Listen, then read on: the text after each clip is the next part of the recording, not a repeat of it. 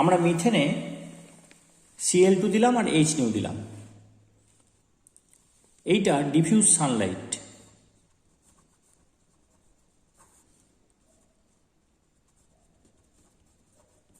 Diffuse Sunlight মানে হচ্ছে যে ডাইরেক্ট সানলাইটটা নয়, পাশে রোদ পড়েছে সেটা রিফ্লেক্ট করে যে আলোটা এসছে সেটা। অর্থাৎ গাছের ছায়ায় যদি আমি বসে থাকি, সেখানে রোদ থাকবে না কিন্তু আলো থাকবে পর্যাপ্ত, সেই আলোটাই হচ্ছে ডিফিউজ সানলাইট। তাহলে ডাইরেক্ট দিলে কি হবে? ডাইরেক্ট দিলে আরো ভিগোরাস হবে রিয়াকশনটা, তৈরি হবে CH3Cl প্লাস HCl। তাহলে কি হলো? একটা হাইড্রোজেন রিপ্লেসড হলো একটা ক্লোরিন দ্বারা। তাহলে এটা একটা সাবস্টিটিউশন রিয়াকশন, প্রতিস্থাপন বিক্রিয়া, এবং এটার মেকানিজমটা হচ্ছে ফ্রি র্যাডিক্যাল মেকানিজম, মুক্তমূলক।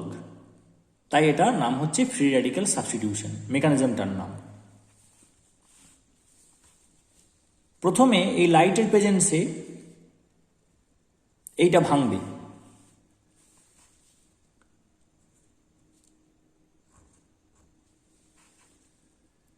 হোমোলাইটিক ফিশন হলো। আমি যদি এমোর সাহায্যে দেখাই,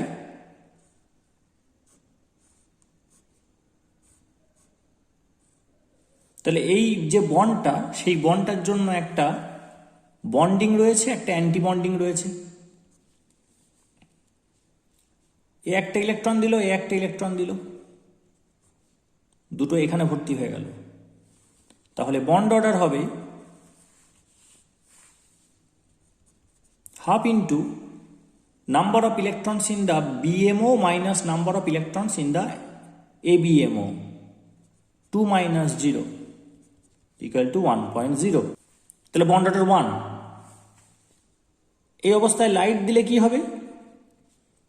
এটা এখান থেকে এখানে ট্রানজিট করবে। তাহলে এক্সাইটেডের ক্ষেত্রে বন্ড অর্ডার কি হবে? হাফ ইন্টু 1 minus 1, একটা নিচে একটা উপরে উঠে গেল, এটা হচ্ছে 0। এইভাবে বন্ডটা ভাঙছে। তাহলে মলিকুলার অরবিটাল থিওরির সাহায্যে এক্সপ্লেনেশন দেওয়া হলো কি করে বন্ডটা ভাঙলো। ভাঙার পরে নিজের নিজের ইলেকট্রনটা দুজনে ফেরত পেয়ে গেছে। তাহলে Cl ডটটা প্রথমে উৎপন্ন হলো। যদি আমি এখানে ডাইরেক্ট সানলাইট দিই, এটা প্রচুর পরিমাণে তৈরি হয়ে যাবে। আমি প্রচুর পরিমাণে চাইছি না। নেক্সট স্টেপে যেটা হবে, এইটা হচ্ছে মিথেন, CH3 বন্ড H, এর সাথে একটা Cl ডটের বিক্রিয়া হবে। সানলাইটের পক্ষে কার্বন হাইড্রোজেন বন্ড ভাঙা সম্ভব নয়, কারণ কার্বন হাইড্রোজেনের বন্ডটা হচ্ছে স্ট্রং। ও Cl বন্ড Clটাকে ভেঙে ফেলবে, কারণ ওই বন্ডটা উইক, এবং ভাঙার পরে যে Cl ডটটা তৈরি হলো সেটা রিয়াক্টিভ, এবং এটার এনার্জি খুব বেশি। তখন ওর এনার্জি দিয়ে এটাকে ভেঙে ফেলতে পারে। তাহলে এখানে যেটা হবে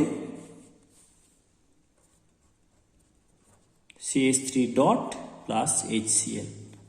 অর্থাৎ এই যে বন্ডটা, এই বন্ডটার দুটো ইলেকট্রন, একটা এখানে প্লেস করলো, এইখানে প্লেস করলো, এখানে এলো। হাফ অ্যারো দিচ্ছি মানে সিঙ্গেল ইলেকট্রন ট্রান্সফারকে ইন্ডিকেট করছি।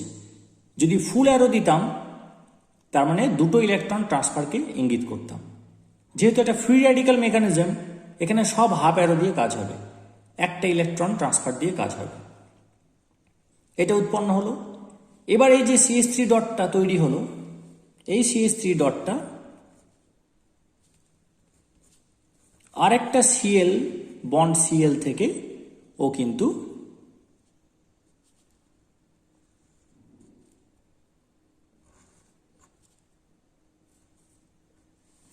Cl ডট তৈরি করে ফেলবে।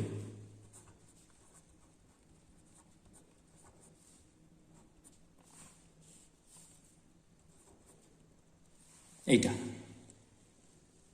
ফলে রোদটা একবার পেলেই হবে, ডিফিউজ সানলাইটটা একটা ফ্লাশ পেলেই হবে। কন্টিনিউ থাকতে হবে এমন কোনো মানে নেই, কারণ কিছু যদি Cl ডট তৈরি হয়ে যায়, তারা CH4 থেকে এইভাবে HCl উৎপন্ন করবে এবং CH3 ডট তৈরি হলো। এই CH3 ডট আরেকটা Cl2 থেকে Cl বের করে নেবে এবং Cl জেনারেট করে দেবে। এই যে Clটা তৈরি হলো, এ আবার আরেকটা মিথেনের H বার করবে, দিয়ে যে CH3 ডটটা উৎপন্ন হবে সে আবার একটা Cl2 মলিকিউলের থেকে Cl বার করে নিয়ে আবার একটা Cl ডট তৈরি করবে। এই Cl ডটটা আবার একটা মিথেনের সাথে বিক্রিয়া করবে, এটা তৈরি হবে, এটা আবার একটা Cl2 সঙ্গে বিক্রিয়া করবে। এইভাবে তাহলে চলতেই থাকবে, এটা হলে এটা হবে, এটা হলে এটা হবে। এদেরকে বলা হচ্ছে তাই চেন প্রোপাগেশন, শৃঙ্খলের বিস্তার।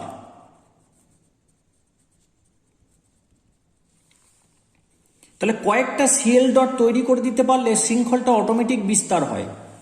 তাহলে এর নাম কি? এর নাম হবে শৃঙ্খলের সূচনা, চেন ইনিশিয়েশন।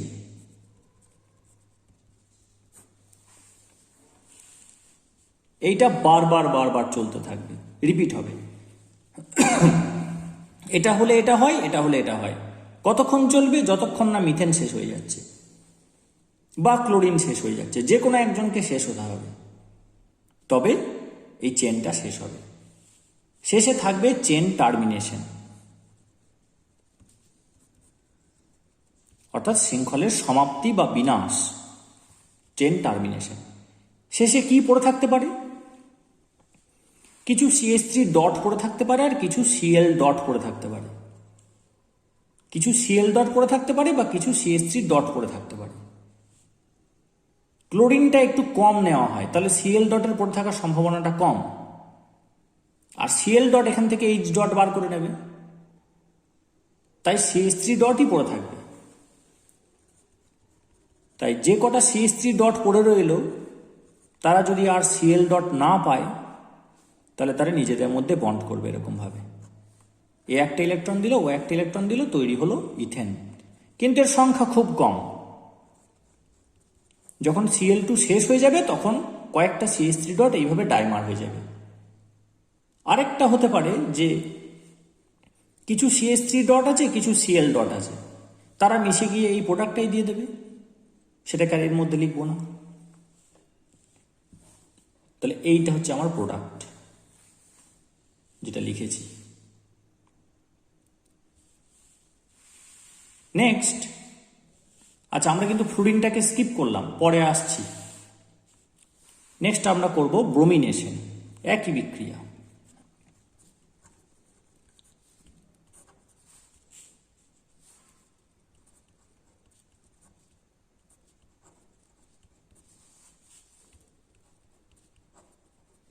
এই বিক্রিয়াটাতে লাইট এবং হিট দুটোই দিতে হয়। কিছু বইয়ের রিপোর্ট আছে যে লাইট দিলেই হবে, কিছু বইয়ের রিপোর্ট আছে শুধু হিট দিতে হবে, কিন্তু এরকম এরকম কিছু বইয়ে রয়েছে যে আলট্রাভায়োলেট লাইট দিতে হবে ইন প্রেজেন্স অফ হিট, অর্থাৎ হাই টেম্পারেচারে আলট্রাভায়োলেট লাইট দিতে হবে। কথাটার মানেই তো তাই, যে light in presence of heat, mechanism একই, তাই আর করছি না। তাহলে কম্পারেটিভলি কিন্তু এটা স্লো কম্পেয়ার টু ক্লোরিন, কারণ ব্রোমিন হচ্ছে লেস রিঅ্যাক্টিভ। তাহলে ক্লোরিনের থেকে কম সক্রিয় এটা বিক্রিয়ার ক্ষেত্রে, কিন্তু করোশনের দিক দিয়ে আবার কিন্তু হাইলি করোসিভ, ক্ষতি করে দেবে বেশি। চামড়ার ক্ষতি ক্লোরিন যা না করবে তার থেকে অনেক বেশি চামড়ার ক্ষতি করে দেবে। এবার আয়োডিন,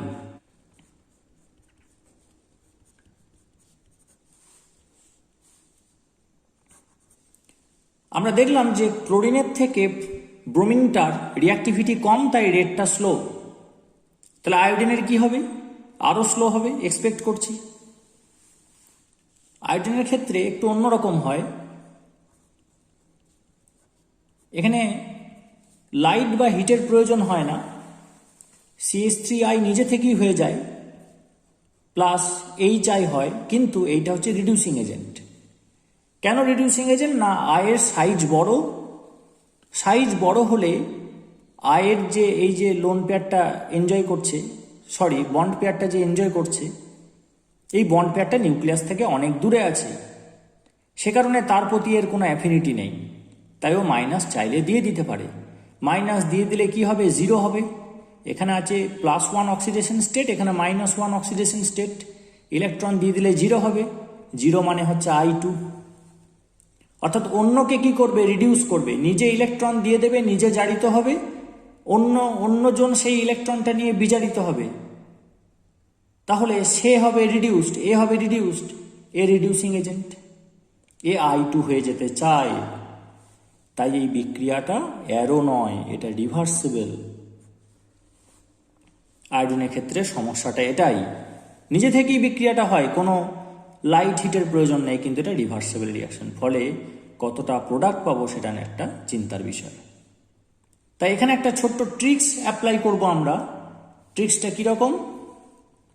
এটা করব আমরা in presence of HiO3 or HNO3, nitric acid বা আয়োডিক অ্যাসিডের প্রেজেন্স, এটা করব। দিলে কি হবে? একটা দুর্দান্ত রিয়াকশন হবে।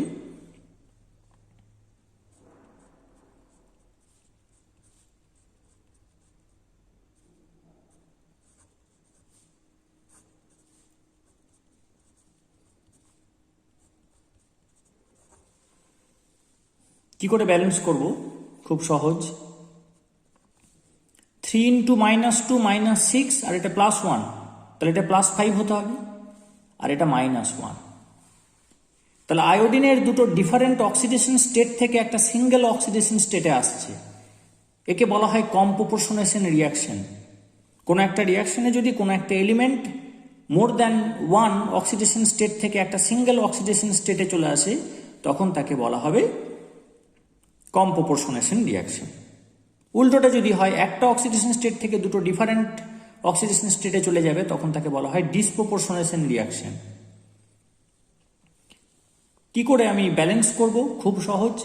এটা যেহেতু 5 ধাপ বিজারিত হলো, অর্থাৎ +5 থেকে 0 মানে 5টা ইলেকট্রনও গ্রহণ করবে, যেহেতু 5 স্টেপও রিডিউস হলো, তাই কাউকে 5 স্টেপ জারিত হতে হবে। এখানে 5 লিখলাম ওই কারণে, কারণ এখানে -1 আছে, এখানে 0 আছে। এর একটা আয়োডিন এখানে আসা মানেই 5 ধাপ বিজারিত হওয়া, আর এর এখানে আসা মানে 1 ধাপ জারিত হওয়া, তাহলে এরকম 5টা লাগবে। তাহলে এখান থেকে 5টা I আর এখান থেকে একটা I, তাহলে 3I2 পেলাম। আর 5টা হাইড্রোজেন আর একটা হাইড্রোজেন, 6টা হাইড্রোজেন, তাহলে 3টে জল হবে। 3টে জলের 3টে অক্সিজেন, এখানে 3টে অক্সিজেন আছে, তাহলে এটা ব্যালেন্সড।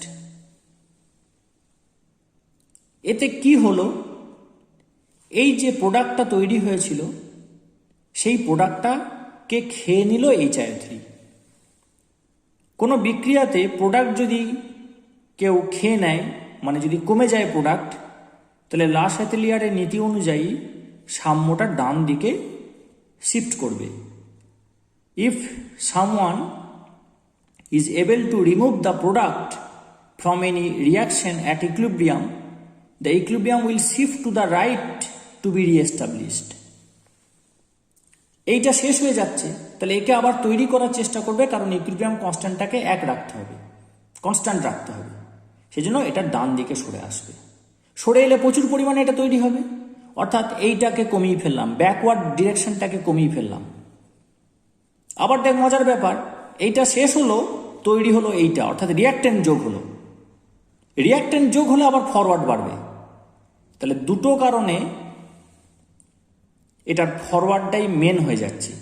এইটা তৈরি হচ্ছে, রিয়াক্ট্যান্ট অ্যাড হয়ে যাচ্ছে বলে ফরওয়ার্ড বাড়ছে, আর প্রোডাক্ট চলে যাচ্ছে বলে ব্যাকওয়ার্ড কমে যাচ্ছে। তার ফলে আমি কি করলাম? এই রিভার্সিবল রিয়াকশনটাকে ইরিভার্সিবল করে ফেললাম এই কায়দাটা করে। প্রোডাক্ট রিমুভ করে দিলাম, তাহলে আর ব্যাকে আসতে পারছে না, কারণ এ তো একা আসবে না এদিকে। আর রিয়াক্ট্যান্ট আরও যোগ করে দিলাম। যত রিয়াক্ট্যান্টের কনসেন্ট্রেশন বাড়বে, more the concentration of the reactant, more will be the rate of the reaction, আমরা জানি বেড়ে যাবে।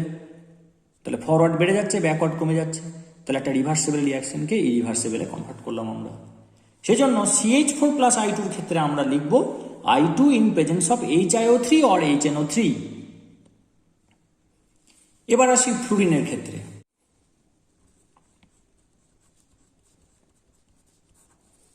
ফ্লোরিন ভীষণ রিয়াক্টিভ, আনকন্ট্রোলড রিয়াকশন হবে, আনকন্ট্রোলড রিয়াকশন হবে, দিয়ে যা খুশি হয়ে যাবে, CF4 হয়ে যাবে, কার্বন কিছু বেরিয়ে যাবে, HF হবে, যা খুশি আবল তাবল হবে, CH3F হবে, CH2F2 হবে, হাইলি এক্সোথার্মিক রিয়াকশন। ফলে এটাকে এইভাবে তৈরি করব না, এটাকে করব আমরা একটু অন্যরকম ভাবে। প্রথমে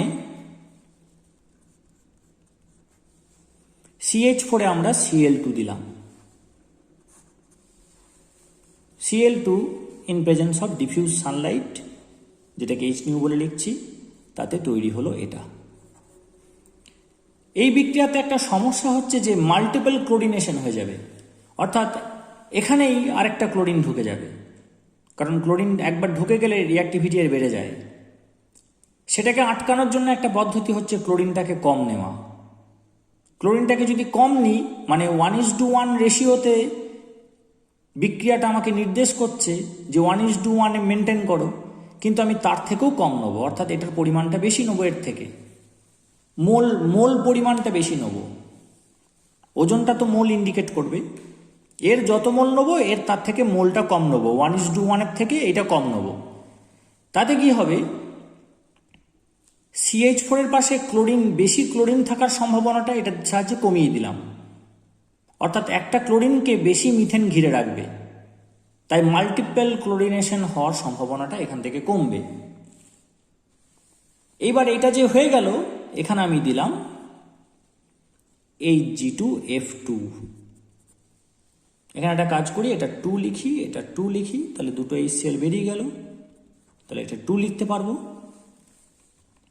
এক্সচেঞ্জ রিয়াকশন হবে, Hg2Cl2 বেরিয়ে যাবে, অর্থাৎ দুটো Cl আর এই Hg2Cl2 বেরিয়ে যাবে, আর এখানে লেগে যাবে 2CH3F, ক্লোরিনকে সরিয়ে F বসে যাবে। এই স্টেপটার নাম হচ্ছে সোয়ার্টস রিয়াকশন।